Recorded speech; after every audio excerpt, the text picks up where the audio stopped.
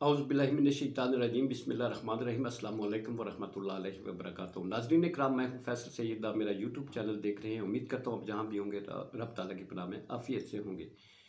नाज़रीन, पाकिस्तान में तुर्की मॉडल इंतखाबात के लिए मुतारफ़ करने पर गौर।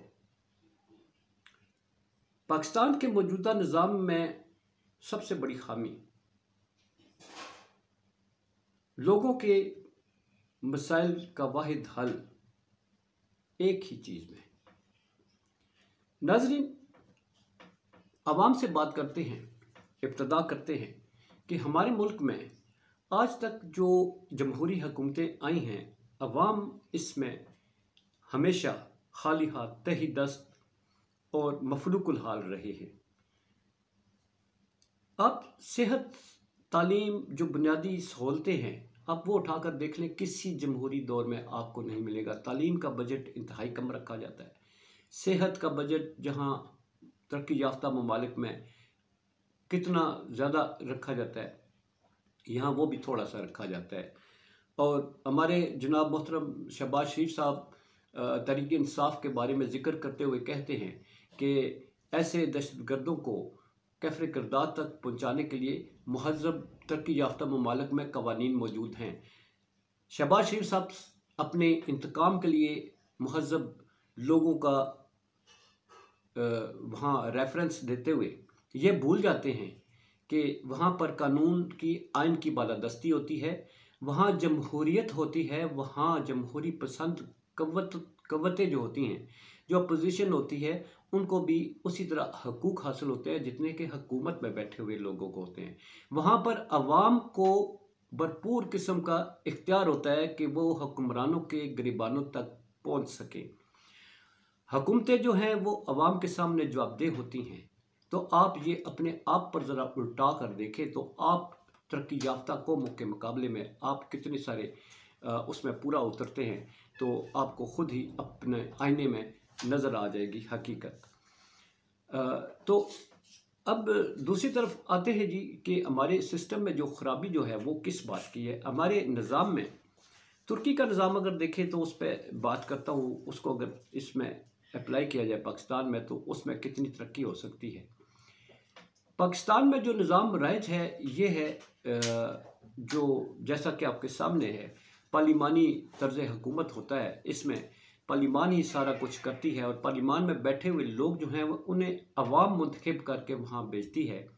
मगर बदकिस्मती ये है कि अवाम जिस पार्टी के साथ अपनी उनसियत रखती है, एफिलिएशन रखती है, वो जिनको वोट देती है किसी एक जमात के लिए, मिसाल के तौर पर नून लीग को अगर वो वोट देते हैं तो नून लीग के जो मुंतखब किए हुए नुमाइंदगान हैं वो दूसरी पार्टी से अपना ले दे करके अपने मफादात को मद्देनज़र रखते हुए वो दूसरी पार्टी का वज़ीर आज़म जो है या सदर जो है वो मुंतखब करवा देते हैं।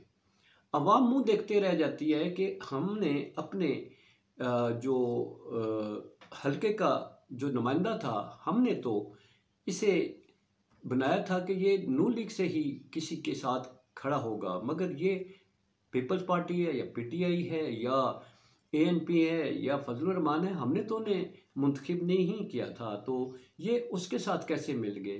तो यूँ पूरे का पूरी जो जमातें हैं वो मिल जाती हैं, वज़ीर आज़म मुंतखब करती हैं जो फिर 5 साल तक मुसल्लत रहता है और उसकी पॉलिसियाँ चलती हैं और ये उनको लाने वाले लोग अपने मफादात के लिए अपनी जेबें भरते रहते हैं, अपने मफादात हासिल करते रहते हैं। अवाम उसमें जो है बुला दी जाती है। ये हमारे यहाँ होता है। अभी आपके सामने है कि अगर किसी ने इसको पीटीआई को वोट दिए तो वो पीटीआई के मुंतखब करदा नुमाइंदगान जो हैं दूसरों के साथ मिलकर वज़ीर आज़म कोई और बना दें।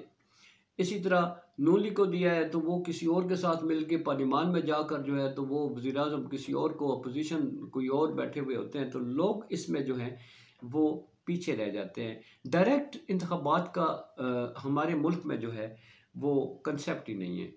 जहाँ जिस लीडर को लाना होता है, मसलन कि पार्लिमान में जाकर लोग जो है तहरीक इंसाफ के सरबराह को लाना चाहते हैं या नून लीग को लाना चाहते हैं या पीपल्स पार्टी को लाना चाहते हैं, वोट उसकी खातिर देते हैं, मगर जिनके वोट दिया जाता है वो अंदर असम्बली में मिल जाते हैं दूसरों के साथ, वो माली मफादात हों या कुछ हो, तो आप सामने देखते हैं कि ये तो वज़ीर आज़म दूसरी तरफ से बन गया है। तो अब ऐसे हालात में जो वाहिद हल है, खूबसूरत निज़ाम जो है जिसकी आज तक जो तुर्की में अडॉप्ट किया गया, तुर्की से वैसे तो हम बड़ी कॉपी करते हैं, ज़ियाउल हक साहब सॉरी मुशर्रफ साहब जो हैं बलदियाती निज़ाम वहीं का कॉपी किया है। काश वो ये भी कर जाते कि जो डायरेक्ट इंतखाबात का वहाँ तरीक़ाकार है, जहाँ सदर को चुना जाता है, वो इंतखाब मुल्क का सरबराह जो होता है उसके तरीक़ाकार को भी अपना लेते। वहाँ पर आवाम जो है डायरेक्ट वोटिंग में हिस्सा लेती हैं। डायरेक्ट मतलब है, दो आपके सामने लोग हैं या तीन हैं या चार हैं, लोग उनमें से मुंतखब करती है, मगर एक तरीक़ाकार ये है कि जो 50% या उससे ज़ायद वोट लेगा वो सदर मुंतखब होगा, वो सदर मुंतखब होगा। हमारे यहाँ क्या होता है, हमारे यहाँ छोटी छोटी जमातें ले दे करके वो किसी और को उठा के बना देती हैं। अवाम जो है जिसको चाह रहे होते हैं वो उसी सूरत में आ सकती है कि जब डायरेक्ट इंतखाब हो। तुर्की में तैयब अर्दगान है और उनके मद्दे मुकाबल है दो दौर हुए, दोनों में से जब कोई भी 50% वोट नहीं ले सका तो दूसरा दौर हुआ। दूसरे दौर में तैयब अर्दगान जो हैं, लोगों ने डायरेक्ट वोट से तैयब अर्दगान को मुंतखब किया और वो तुर्की के सदर मुंतखब हो गए। हमारे यहाँ अगर ये निज़ाम मुतारफ़ कराया जाए तो ये रोज़ रोज़ की जो इस वक्त जिन हालात से मुल्क गुजर रहा है, उसकी वजह यही है कि अवाम के मुंतखब करदा नुमाइंदों को सामने नहीं लाया जाता। यहाँ एक जो होता है सियासी जिसे ये इंजीनियरिंग बोलते हैं टेक्निकली, वो वोटों का हेर फेर करके अवाम किसी और को वोट देते हैं, बंदा कोई और वहाँ पर जब नतीजा आता है तो कोई और उस जीता हुआ होता है। ये निज़ाम वहाँ पर नहीं है।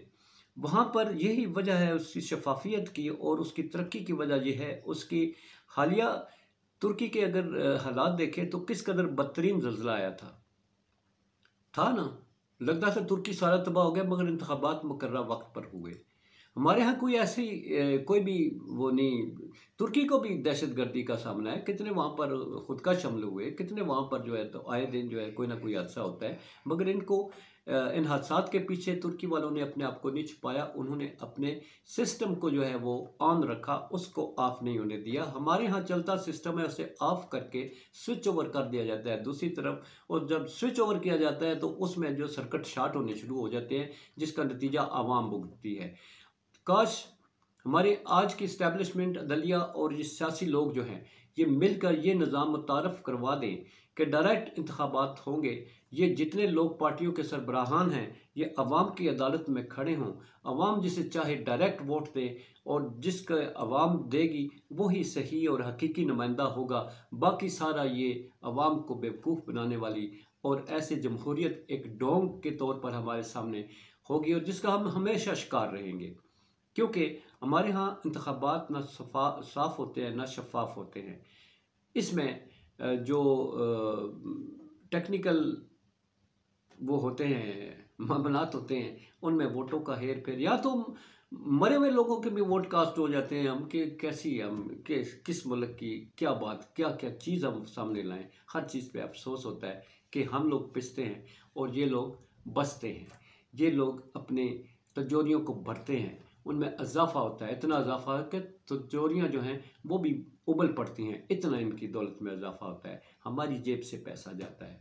काश हमारे मुल्क को निज़ाम देने वाले इस निज़ाम को सीधा करने का तहैया कर लें तो हम मसाइब से आज़ाद हो सकते हैं। इसके साथ इजाज़त चाहूँगा। अपना बहुत सारा ख्याल रखिए। पाकिस्तान जिंदाबाद, पाक अफवाज पाइंदाबाद।